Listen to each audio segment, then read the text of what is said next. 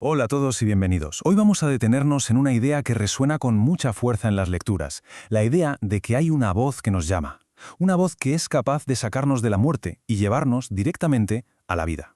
De hecho, si nos fijamos, las lecturas de hoy repiten una palabra, que es casi una orden, una invitación clarísima: salid. Y no se trata solo de un movimiento físico, ¿eh? Es una llamada a abandonar un estado, un lugar, para poder entrar en otro que es completamente nuevo.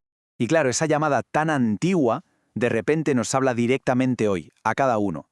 Nos lleva a preguntarnos, en mi día a día, ¿cuáles son esas tumbas, esas prisiones en las que a veces casi sin enterarnos nos vamos encerrando? Bueno, para empezar a desentrañar esta idea, vamos primero a la primera lectura, a las palabras del profeta Isaías. Son ellas las que de alguna manera preparan el terreno para el gran mensaje que vamos a escuchar después en el Evangelio. Isaías nos descubre esa misericordia inmensa de Dios. Es como si respondiera a esa pregunta sobre nuestras prisiones. Nos viene a asegurar que aunque una madre pudiera olvidarse del hijo que lleva en sus entrañas, Él nunca, nunca nos olvidará. Es una promesa en toda regla. Dios no nos abandona y siempre está ahí para decir a los que están cautivos: salgan. Y esta promesa de liberación, pues alcanza su punto más alto, su máxima expresión, en el Evangelio. Así que vamos a escuchar con mucha atención este pasaje de San Juan, que es, de verdad, el corazón de la reflexión de hoy.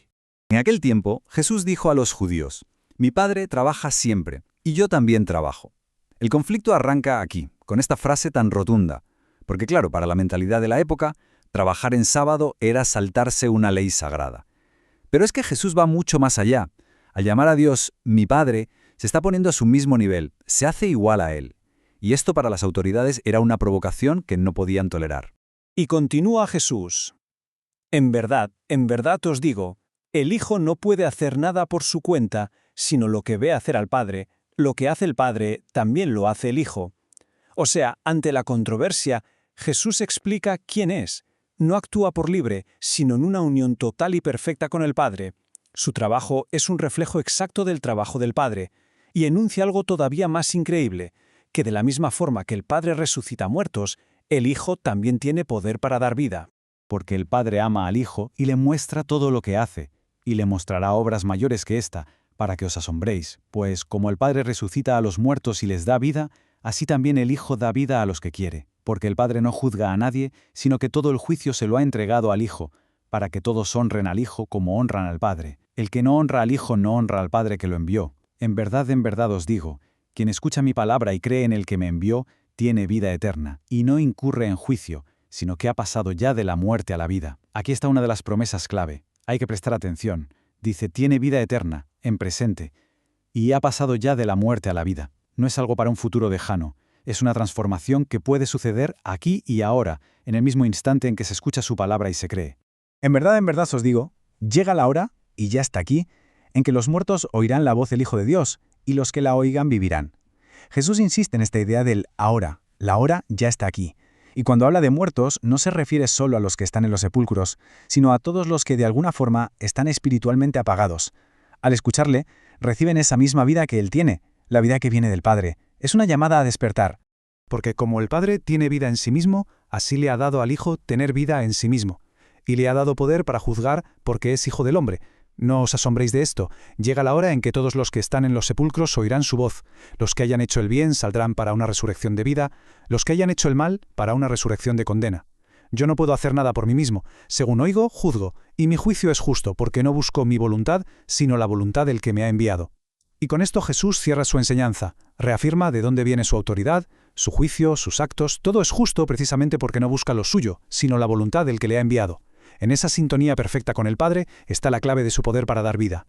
Bueno, después de escuchar y desgranar este texto que es denso y profundo, la gran pregunta ahora es: ¿y esto cómo se come? ¿Cómo aplicamos este mensaje, esta voz que da vida, a nuestras experiencias del día a día?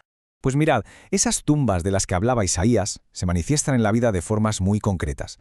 Pueden ser un vicio o una mala costumbre que tenemos ahí metida, el no querer perdonar, el aferrarnos a nuestros juicios sobre los demás, o un narcisismo que nos aísla, o esa envidia que nos va comiendo por dentro. Son al final decisiones, a veces que tomamos sin darnos ni cuenta, que nos van apartando del camino de la vida. Es que el contraste es tremendo si lo pensamos.